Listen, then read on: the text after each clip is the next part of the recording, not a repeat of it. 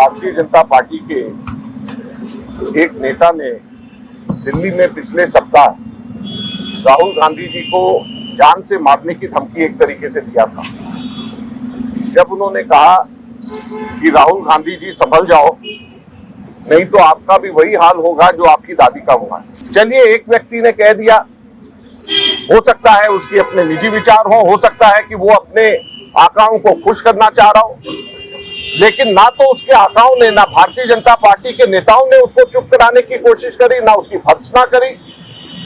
उसके 2-3 दिन के बाद में भारतीय जनता पार्टी के ही सहयोगी दल ने, उसके एक नेता ने, विधायक ने ये कह दिया कि राहुल गांधी जी की जो जुबान काट करके लाएगा उसको 11 लाख रुपए मिलेंगे। जान से मारने की धमकी से हम लोग किसी भी तरीके से डरने वाले नहीं हैं। यहाँ पे कांग्रेस के लाखों करोड़ों कार्यकर्ता तैयार हैं अपनी छाती आगे करके, जान से मारना है हमें मारिए, लेकिन हमारे नेता की आवाज कभी बंद नहीं होगी, हमारे नेता कभी चुप नहीं होंगे। जो व्यक्ति इनको पसंद नहीं आता उसको ये खट से उसको कहते हैं कि ये आतंकवादी है, उसको आतंकवादी ब्रांड कर देते हैं। एक मंत्री भारत सरकार का इसलिए उनको राहुल गांधी जी को आतंकवादी ब्रांड कर दे क्योंकि जो राहुल गांधी बोल रहे हैं वो उनको पसंद नहीं। आप देख रहे हैं देश लाइव, देश की आवाज। देखिए, भारतीय जनता पार्टी के एक नेता ने दिल्ली में पिछले सप्ताह राहुल गांधी जी को जान से मारने की धमकी एक तरीके से दिया था। जब उन्होंने कहा कि राहुल गांधी जी संभल जाओ, नहीं तो आपका भी वही हाल होगा जो आपकी दादी का हुआ है। हम सब लोग जानते हैं कि स्वर्गीय इंदिरा गांधी जी ने अपनी छाती पे 34 गोलियां खाई थी और शहीद हुई थी।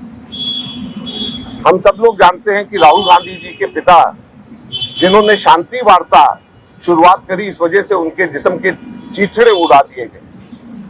आप उस व्यक्ति को, जिसके परिवार में, जिसके पिता ने, जिसकी दादी ने शहादत देश के लिए दी, आप उनके बारे में ऐसा कहते हो कि आप संभल जाओ, आप बोलो मत कुछ भी, नहीं तो आपका भी वही हाल होगा जो आपकी दादी का हुआ है।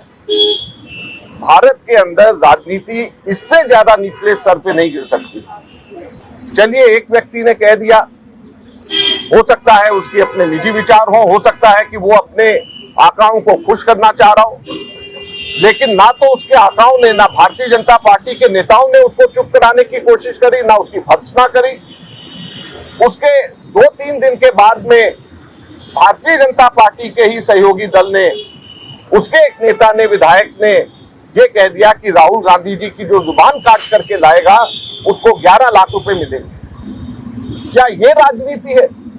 आपको जिसकी बात पसंद नहीं, आपको जिसकी आवाज पसंद नहीं, आपको इसलिए उसकी बात पसंद नहीं, इसलिए उसकी आवाज पसंद नहीं क्योंकि वो अक़लियत की बात करते हैं, माइनॉरिटीज की बात करते हैं, दलितों की बात करते हैं, पिछड़े वर्गों की बात करते हैं, मजदूरों की बात करते हैं, संविधान को बचाने की मांग करते हैं, इसलिए आप कहते हैं कि उसकी जुबान काट लेगा जो उसको 11 लाख मिलेंगे। आपको उसकी आवाज, उसकी बात पसंद नहीं, इसलिए आप कहते हैं कि तुम्हारा भी वही हाल होगा उसी तरीके से जो तुम्हारी दादी का हुआ था। मैं एक चीज बता देना चाहता हूं भारतीय जनता पार्टी को, ये कांग्रेस पार्टी है और ये राहुल गांधी है। जान से मारने की धमकी से हम लोग किसी भी तरीके से डरने वाले नहीं हैं।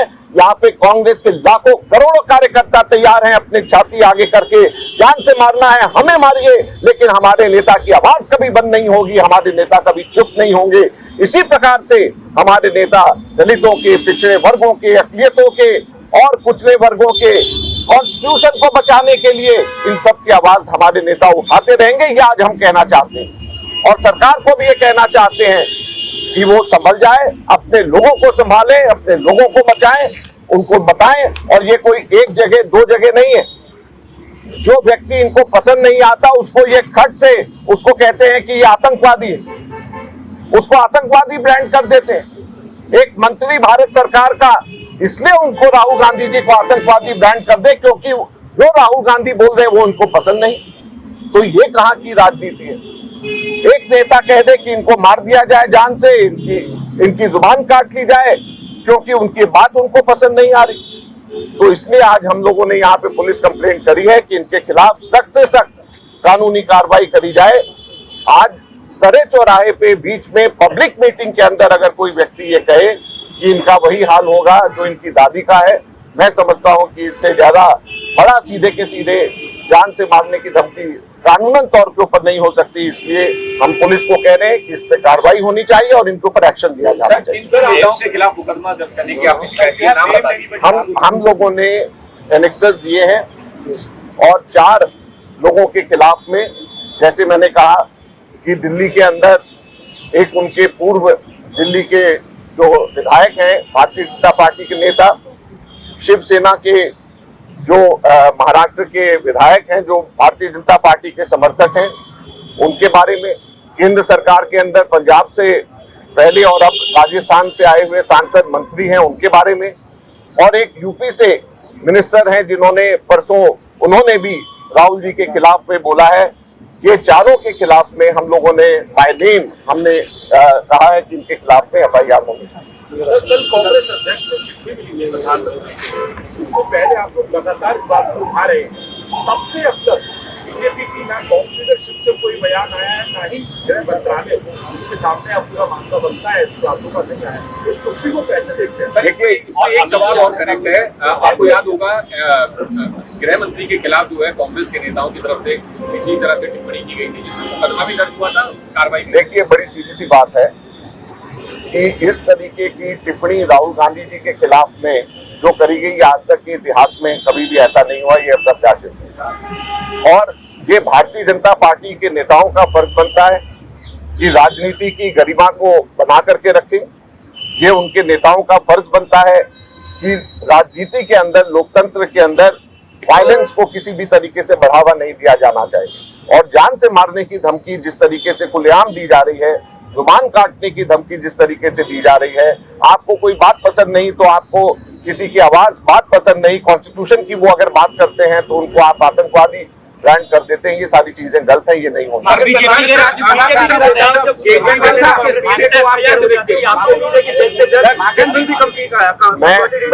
मैं ये उम्मीद करता हूं कि FIR होगी और उससे भी ज्यादा मैं ये उम्मीद करता हूं कि भारतीय जनता पार्टी अपने नेताओं पे लगाम कसेगी। और साथ में ये भी फिर से कहना चाहता हूं कि कांग्रेस के नेता, कांग्रेस पार्टी कभी डरी नहीं है इन धमकियों से। हम सब के सब लोग तैयार हैं अपनी जान को देने के लिए और किसी भी तरीके से हम लोग चुप नहीं रहेंगे। हम लोग हिंदुस्तान में दलितों के, पिछड़े वर्गों के, अक़लियतों के और संविधान को बचाने की आवाज हम उठाते हैं।